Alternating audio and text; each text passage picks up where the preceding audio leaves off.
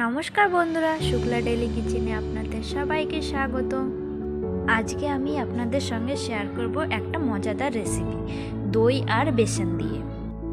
চলুন দেখে নেওয়া যাক। আমি এখানে একটা বাটিতে পালং শাক নিয়ে নিয়েছি। এটাকে আমি আগে থেকে ছোট করে কেটে ধুয়ে রেখে দিয়েছিলাম। দিয়ে দিচ্ছি 1 চামচ লবণ, হাফ চামচ হলুদের গুঁড়ো আর দুটো কেটে রাখা ছোট করে কাঁচা লঙ্কা, আর 3 চামচ দিয়ে দেবো এর মধ্যে বেসন। বেসনটাকে দিয়ে আমি এটাকে ভালো করে মেখে নেব। এটাতে কোনো জল ব্যবহার করব না, কারণ পালং শাক থেকে এমনিতেই জল ছেড়ে দেবে।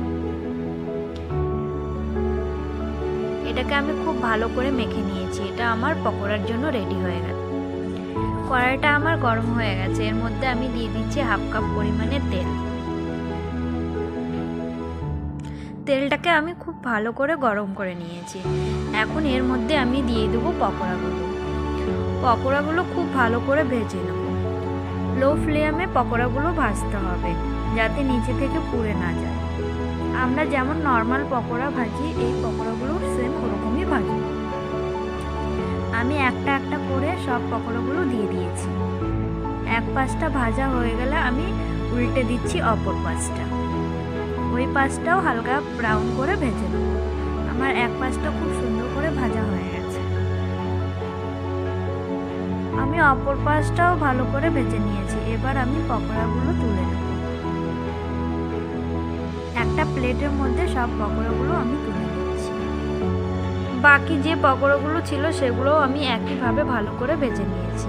এগুলোকেও আমি সব পকোড়াগুলো আমি তুলে নিয়েছি। পকোড়াগুলো এরকম হালকা ব্রাউন করে ভেজে নিয়েছি। কারি বানানোর জন্য আমি একটা বাটিতে নিয়ে নিচ্ছি 1 বাটি দই, আর এর মধ্যে দিয়ে দেবো 3 চামচ বেসন।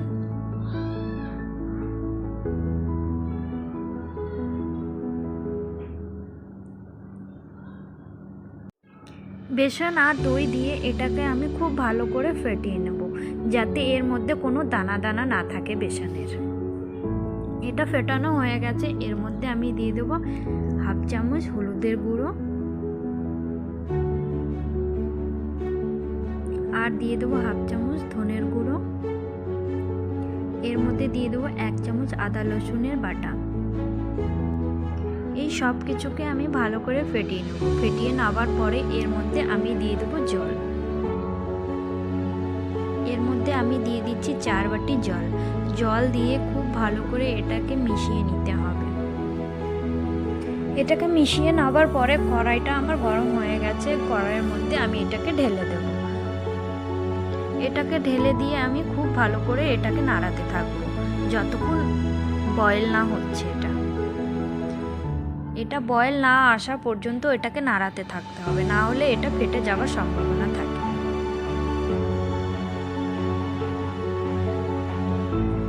দশ মিনিট ধরে এটাকে আমি নাড়িয়ে নিয়েছি।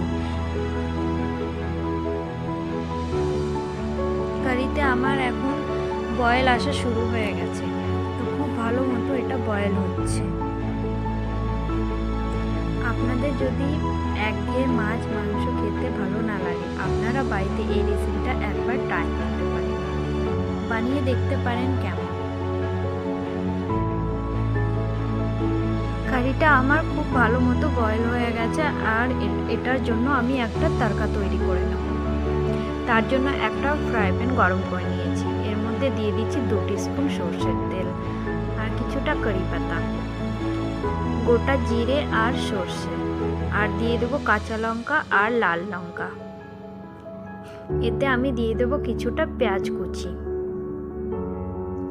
এটাকে দিয়ে ভালো করে নেড়ে চেড়ে নেব। আর এই পেঁয়াজটাকে আমি লাল লাল করে ভেজে নেব।